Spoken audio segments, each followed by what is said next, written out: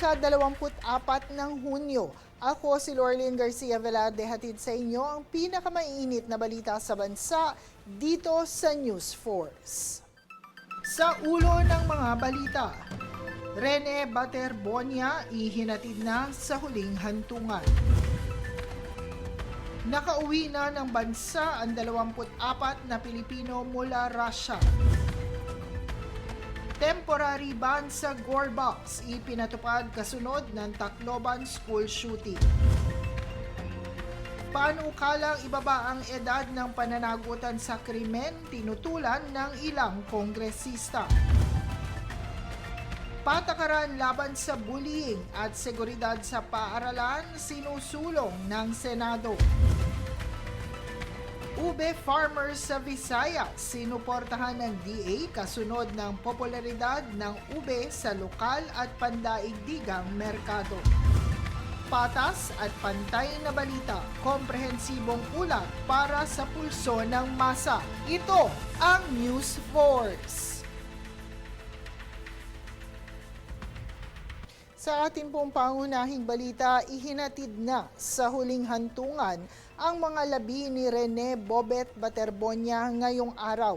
Dumating ang mga kaanak at dinagsarin ng mga taga-suporta na nakikidalamhati ang huling pagpupugay at libing sa Talacagon Memorial Park sa Barangay Labnig, Agusan del Sur. Si Baterbonia ay pumanaw matapos malunod sa Aurora noong June 8. Siya ay kinilala bilang 2025 Palarong Pambansa MVP.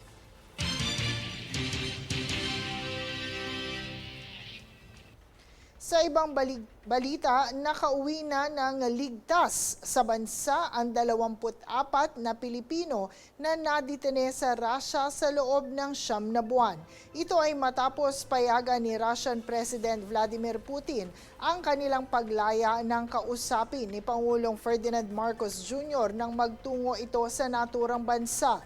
Sa pag-uugnayan ng DFA, DMW at OWA, dumating na sa bansa ang ating mga kababayan at sila ay bibigyan ng tulong pinansyal, trabaho at livelihood assistance para makapagsimula muli.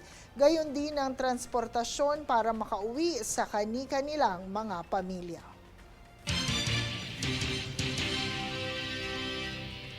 Samantala, naglabas ang Cybercrime Investigation and Coordinating Center o CICC ng pansamantalang pagbabawal laban sa mobile game na Gorebox. Ito ay kasunod ng umano'y kaugnayan sa kamakailan lamang na school shooting sa Tacloban na ikinasawi ng 3 estudyante.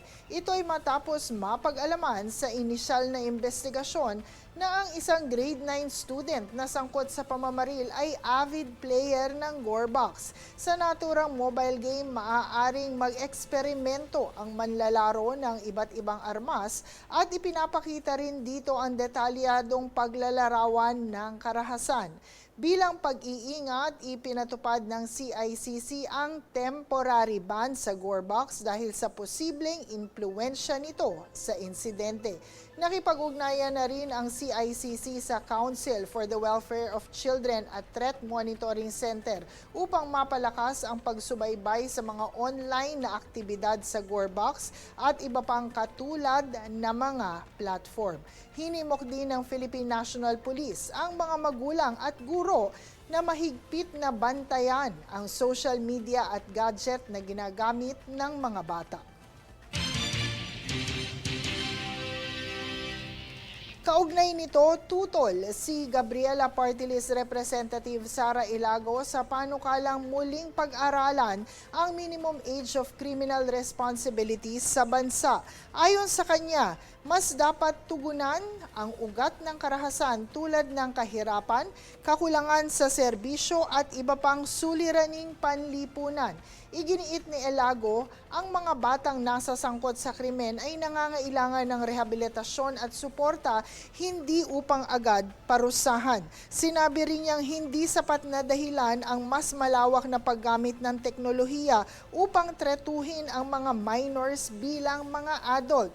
Nanawagan siya sa pamahalaan na palakasin ang child protection programs, mental health services at iba pang pangsuporta para sa kabataan.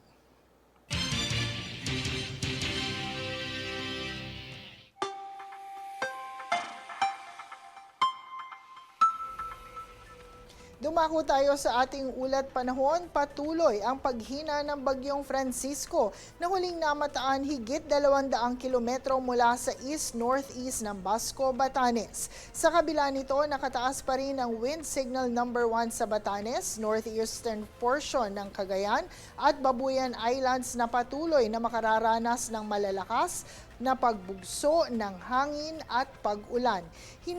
Hinihila rin ng bagyo ang habagat na nakakaapekto sa Central at Southern Luzon at Visayas. Asahan din ang kalat-kalat hanggang malakas na pag-ulan at malakas na bugso ng hangin sa malaking bahagi ng Luzon at Visayas at ilang bahagi ng Mindanao, dulot naman ng parehong bagyo at habagat.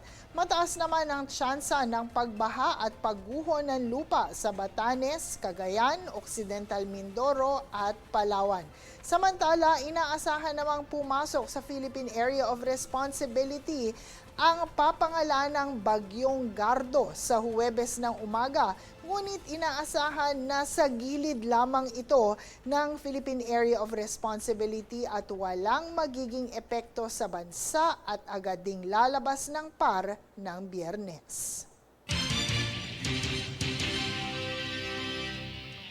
Susunod sa News Force. Pangapatakaran sa impeachment trial pinag-uusapan na. DFA ipinagdiwang ang ika-128 founding anniversary.